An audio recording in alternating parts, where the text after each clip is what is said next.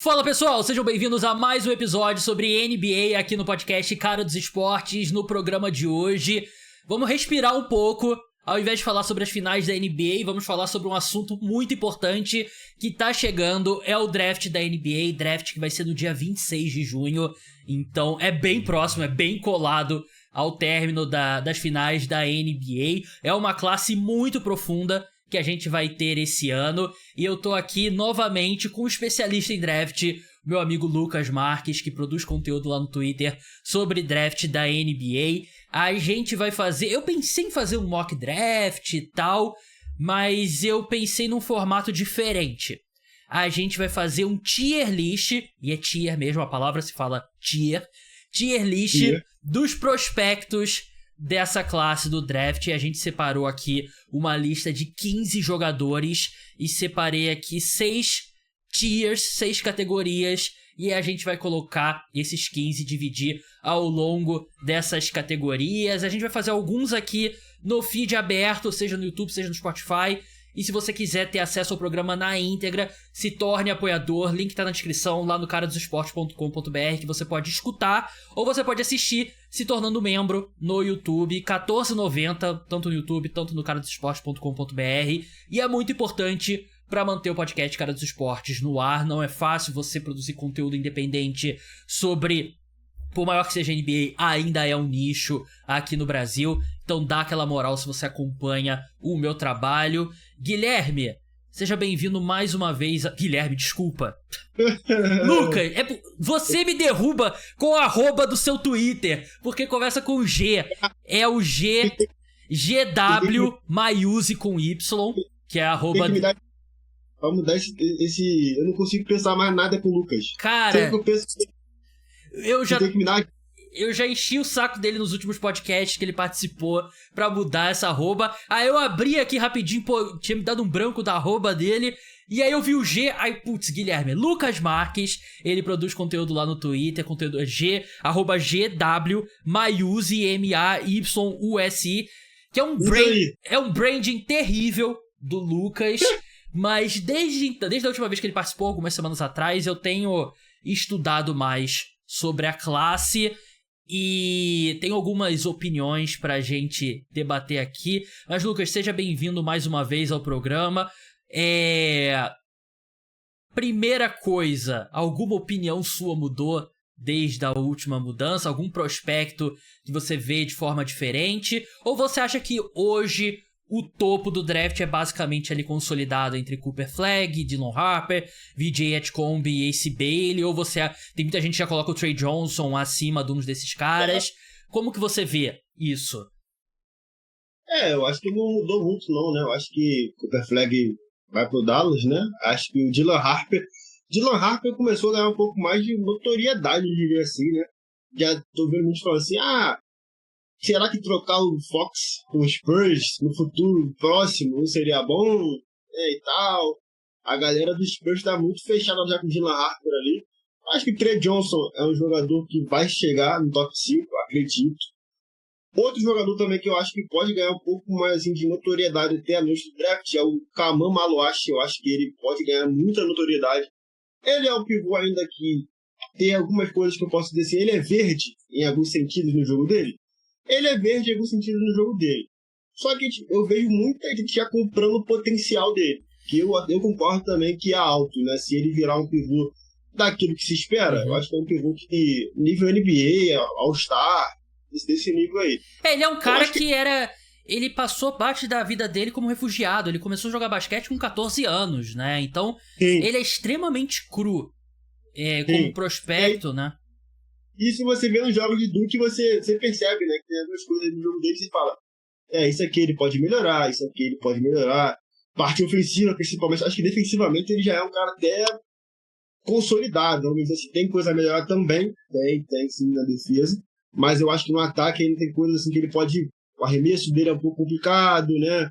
Mas se tratando de potencial, talvez a gente esteja falando dos principais potenciais do draft, talvez depois do Cooper Flagg. Né? Sim. Eu tenho um colega lá que acompanha draft, que pra ele tem mais potencial que o Cooper Flagg. Aí você tem uma ideia. Ele acha que o Maluashi tem mais potencial que o Cooper Flagg. Ele fala, pra mim o Maluashi é o melhor jogador dessa classe. Então assim, tem essas coisas aí que a gente vai vendo conforme vai chegando, aí tem um combine, né? Tem a questão do green room, e aí você vai vendo que alguns jogadores vão, assim, às vezes ganhando uma autoridade maior, né? Uhum. Mas acredito que, assim, Cooper Flag, Ace Bailey e Dylan Harper, isso tá fechado, eu acho, né? Tem time querendo subir pra pegar o Ace Bailey, dessas algumas notícias do Pelicans, por exemplo, querendo subir no draft pra poder pegar o Ace Bailey. Então, é uma coisa pra ficar de olho também. Eu vi alguma, acho que foi o coach, eu acho, falando que vai ser um dos drafts mais, como é que se diz, agitados dos últimos tempos, né? Falando que vai ter, até a noite do draft, muita coisa pode acontecer. Então, assim, coisa de questão de troca já pode ficar ligado. Sim. Tem a questão do Yankees, né? Que tá aí daí, falando em Toronto agora. Kevin Durant. Então, assim, é bom. Assim, vai ser um negócio agitado aí. Vai ser um negócio agitado. Verdade. Vamos passar aqui pro nosso tier list, né? E quem tá assistindo no YouTube, eu preparei uma tela aqui legal que eu já mandei lá pro Lucas, inclusive. Aí. A gente tem 6 categorias. Eu vou apresentar as categorias primeiro. E quem já tá vendo aqui, vai estar sempre o jogador aqui logo abaixo do Lucas, é o jogador que a gente vai estar discutindo, aí eu vou arrastar ele e aí a gente coloca na categoria. A primeira categoria é geracional, é aquele prospecto número 1 que seria a primeira escolha geral em vários drafts e tal, que é o tipo de jogador que não costuma aparecer com muita frequência. O segundo é o possível superestrela, que é aquela segunda prateleira ali, caras que tem uma chance possível, real, grande de serem uma superestrela, né? E por superestrela eu penso um cara que vai brigar ali pra ser primeiro time, segundo time ao NBA, quem sabe brigar por um MVP, ser o melhor jogador num time competitivo. Eu acho que é dessa forma que eu vi a categoria possível superestrela. Logo abaixo é a categoria se tudo der certo. É aquele jogador que tem várias qualidades e tem coisas que ainda precisam encaixar e tal, mas que se tudo der certo, o cara pode ser um All-Star. Pode ser um cara, uma estrela, um cara de alto nível. A aposta segura é aquele jogador que de repente não tem o teto mais alto, mas não necessariamente isso, mas é um cara que você tem uma noção boa do que ele vai ser na NBA. É um cara que não é um cara que vai estar daqui a 5 anos jogando no Shanghai Sharks lá na China. É um cara, é o cara que você sabe que vai ter uma carreira longa, você não tem certeza quanto ao potencial dele, mas o cara é uma aposta segura que vai ser um bom jogador na NBA. Tem a categoria Projeto Futuro, que é aquele cara que você vai draftar e você vai esquecer. É um cara que vai jogar na D-League, é um cara que de repente vai jogar 5, 10 minutos logo de cara, talvez nem isso, que daqui a 2, 3 anos pode ser que ele vire algo na NBA, né? Mas é um cara que precisa de muito desenvolvimento ainda, né? E a última, que não tem necessidade da gente usar ela com certeza, é a Bush Potencial. É um cara que, de repente, eu ou o Lucas acreditamos que está sendo discutido um pouco mais alto do que deveria, e a chance do time se arrepender dele se tornar o chamado bust é grande, né? E aí eu não sei, eu separei aqui 15 nomes, não sei se tem um desses na nossa lista, mas vamos entrar logo, vamos começar falando de Cooper Flag, número 1. Lembrando, pessoal, se inscreve no canal, deixa like, deixa comentário, segue se você estiver no Spotify, deixa 5 estrelas, é muito importante, segue, seja qual for o aplicativo de podcasts que você usa. Lucas, precisa discutir o Cooper Flag? Não, né? Acho que precisa, né? Um jogador que vai chegar lá no Dallas, eu acho que é até complicado para os jogadores mais velhos, assim, tipo Anthony Davis, Klay Thompson, Curry. Imagina, os caras vão chegar no vestiário, aí tem um adolescente, né? Tem o quê? 19? É um adolescente. 18, ele é muito novo. Ele é muito novo. Verdade. Ele tem 18 anos. Vai chegar um adolescente lá e o cara vai falar assim pra ele, ó, a partir de agora o time é dele. Sim. E agora?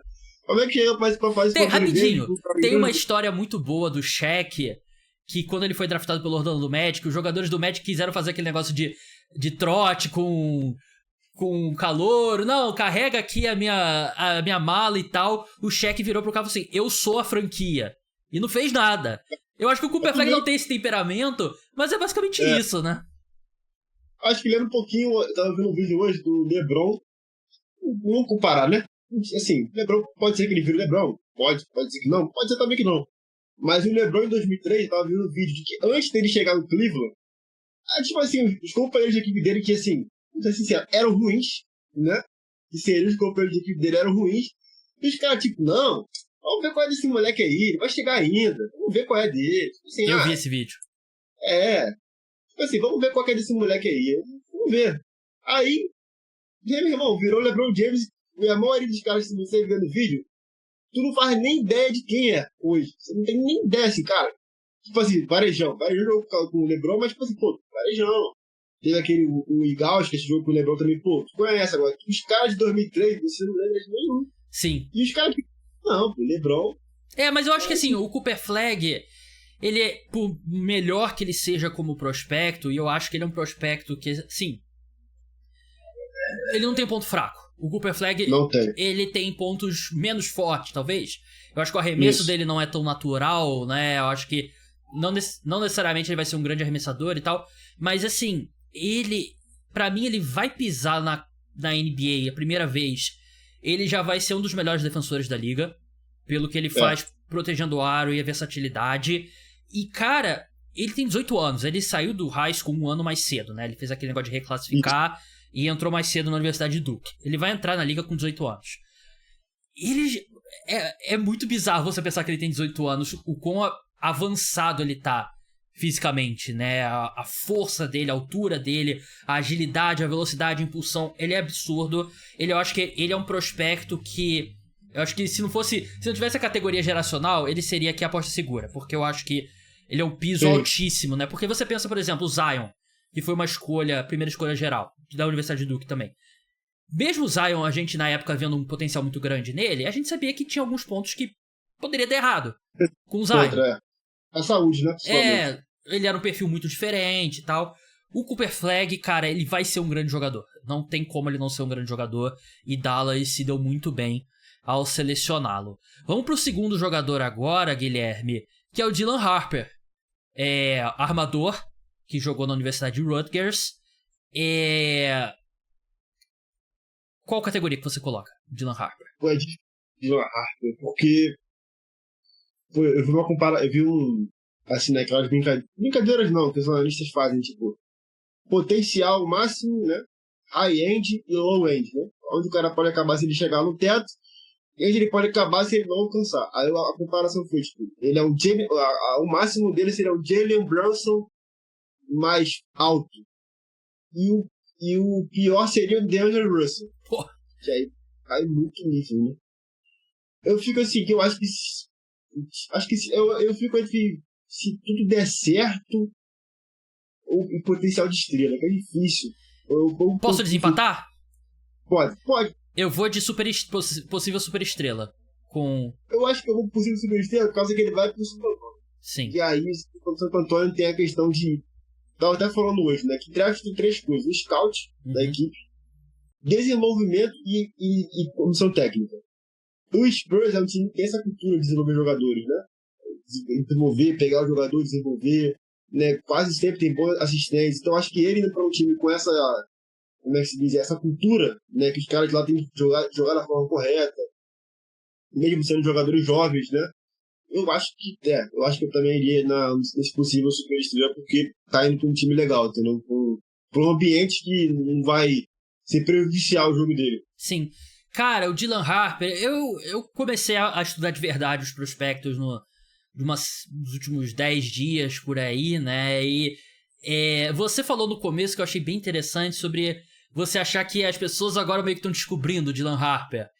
E eu acho que isso tem muito a ver com as pessoas, assim como eu, que não respiram draft o tempo todo, assim como você, estão começando a estudar o Dylan Harper.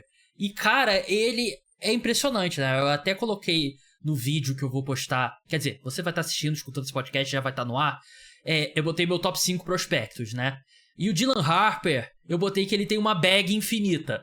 Porque ele tem muitas alternativas pra pontuar, pra chegar na cesta, sem ser necessariamente um cara ultra explosivo, né? Claro, ele é veloz e tal, mas ele não é um atleta absurdo, né? Mas ele é canhoto, que eu acho que sempre dá um ingrediente a mais ao jogador, né? E eu acho que ele é muito avançado nessa parte técnica, ele trabalha muito bem em pick and roll. Eu acho que o aproveitamento dele de arremessos não é tão bom, mas eu acho que ele tenta muito arremessos de um grau de dificuldade muito alto.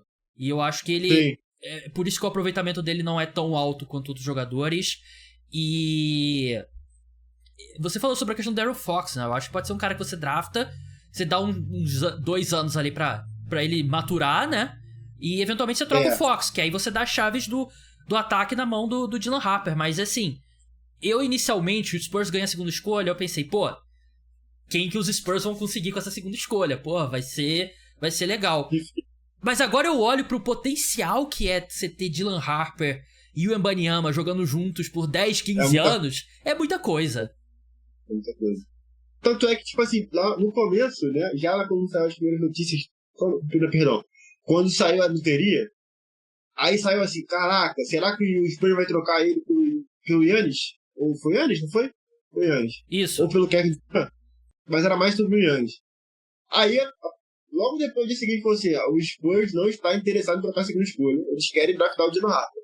Porque eles confiam que o jogo dele, com a Wembanyama principalmente, pode dar certo. E a comparação é até legal mesmo, porque, tipo assim, com o Jalen Brunson, porque o Jalen Brunson também não é um cara muito explosivo. Não é o cara... E ele sempre consegue chegar perto da cesta. É uma característica também do Dylan Harper. Ele consegue chegar próximo às vezes com uma facilidade. Fala assim, pô, o cara não é tão alto, não é tão explosivo, mas chega na cesta como? Eu fico vendo o Brunson, ele consegue uns ângulos pra chegar na cesta, Sim. bater o defensor. Eu fico assim, pô, não é possível, esse cara não é normal fazer isso, né? E o Harper tem isso também, né? E o jogo de pick and roll também é forte, né? Ele, com o Wembanyama ali pode fazer acontecer. Tanto é que o Chris Paul vai sair do San Antonio, né? A tendência é que ele sai. Vai. Né? Então E também tem um jogador como o Fox também, pode ajudar ele também. Sim. Né? Ele não vai ter a responsabilidade muito grande logo de cara, né? Não. E eu acho que... Pode falar. Tem o Stephen Castle ainda lá também, né? Sim, isso que eu ia falar. Eu acho que a melhor versão, eu acho que dá pra jogar os dois juntos, né? O Castle e o Harper juntos, eu acho que eles se complementam. O Castle, defensor, muito melhor do que o Harper. E o Harper é um cara muito mais criativo ali, de criação de arremesso. Então, é um cara que eu gostei bastante analisando.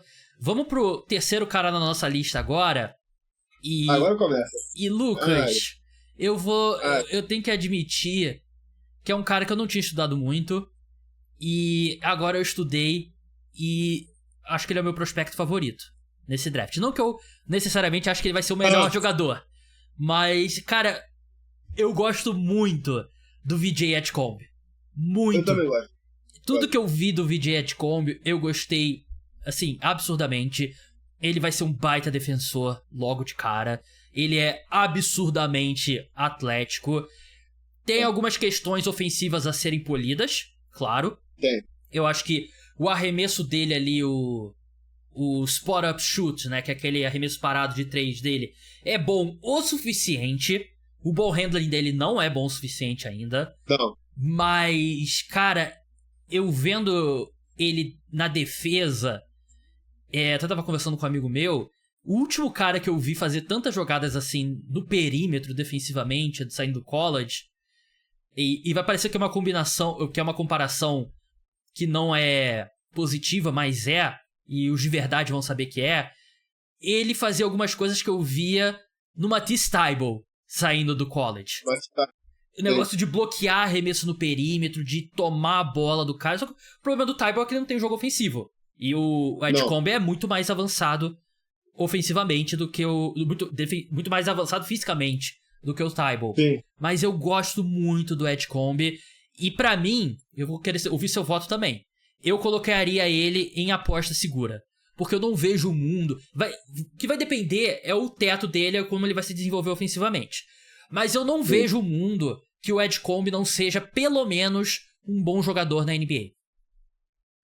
Eu concordo. Eu acho que tem sim, né? Muita... Não diria que é desconfiança, mas muita dúvida, né? Qual é o teto do Edgecombe. Acho que a primeira vez que eu assisti o Edgecombe jogar foi pela Bahamas. E aí o negócio assustador também jogando FIBA aí. Na eliminatória, né? Ele meio que assumiu as rédeas do time ali, né? Um time com um monte de veterano da NBA e ele assumiu a responsabilidade. assustador, o negócio assim, assustador. Ele foi pra Baylor, né, que tem uma cultura também defensiva muito forte, pra quem não lembra aí. Quem jogou em Baylor foi Davion Mitchell, jogou em Baylor, foi campeão por Baylor. O Gerald Butler também hoje tá no Sixers, né? Jogou lá também. Então eles têm essa cultura da defesa. Quem jogou em Baylor também foi quem? Foi o Keontae George também jogou em Baylor também. Então, assim, eles têm essa cultura da defesa, né? E o Vijay Combe é um negócio, assim, assustador. O atleticismo também é assustador. Sim. Ele tem umas enterradas, né, na carreira já, né? É um negócio absurdo. É um negócio assim, assustador.